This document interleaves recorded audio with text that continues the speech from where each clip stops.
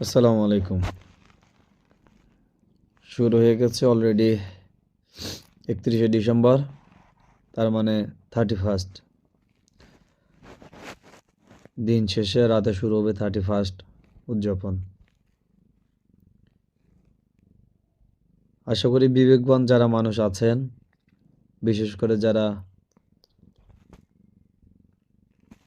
প্রাণীপ্রেমী, মানুষ হোক, পশু হোক, পাখি হোক, যাদের একটু বিবেক আছে, তারা 31st উদযাপনের সময় অনেক বেশি সতর্ক থাকবেন।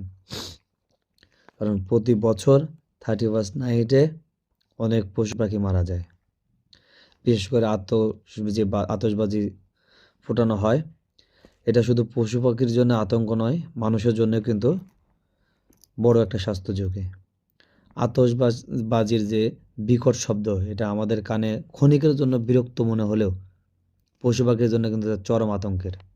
কারণ প্রাণীদের যে শ্রবণ ক্ষমতা, এটা আমাদের তুলনায় অনেক বেশি, এবং তারা এইসবে অনেক বেশি সংবেদনশীল। যার কারণে যখনই উচ্চ মাত্রায় শব্দ হয়, তারা বিভ্রান্ত হয়ে পড়ে, তারা পালিয়ে যায়, বাসা ছেড়ে দেয়। এমনকি ওই শব্দের ভয়ে, আতঙ্কে তারা অসুস্থ হয়ে পড়ে, অনেক মারা যায়। এই তো খুব বেশি দিন না, কতদিন হবে, 2021 সালের মেবি ঘটনা। 2021 সালে 31st নাইটে একটা বাচ্চা, 4 মাস বয়সী মেবি বাচ্চাটা ছিল, তার হার্টে কিন্তু একটা ফোঁটা ছিল। আতশবাজির সেই বিকট শব্দে ওই বাচ্চাটা বারবার ক্ষণে ক্ষণে কেঁপে উঠতেছিল,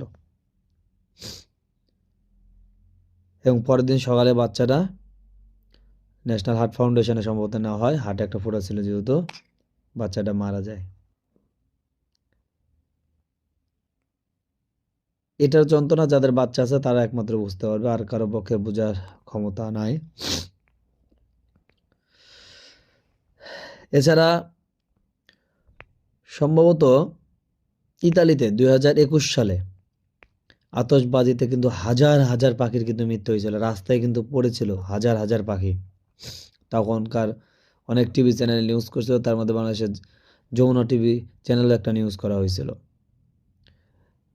সেই সময় আরও একজন নাম ছিল হচ্ছে তানজিমা চৌধুরী, উনি এক ফেসবুক কমেন্টে লিখেছিলেন যে তার একটা বড় মেয়ে ছিল।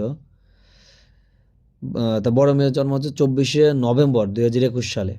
সেবার আতশবাজির শব্দে আমার 1.5 মাস বয়সী বাচ্চাটা কিভাবে কেঁপে কেঁপে উঠতেছিল এখনো মনে আছে।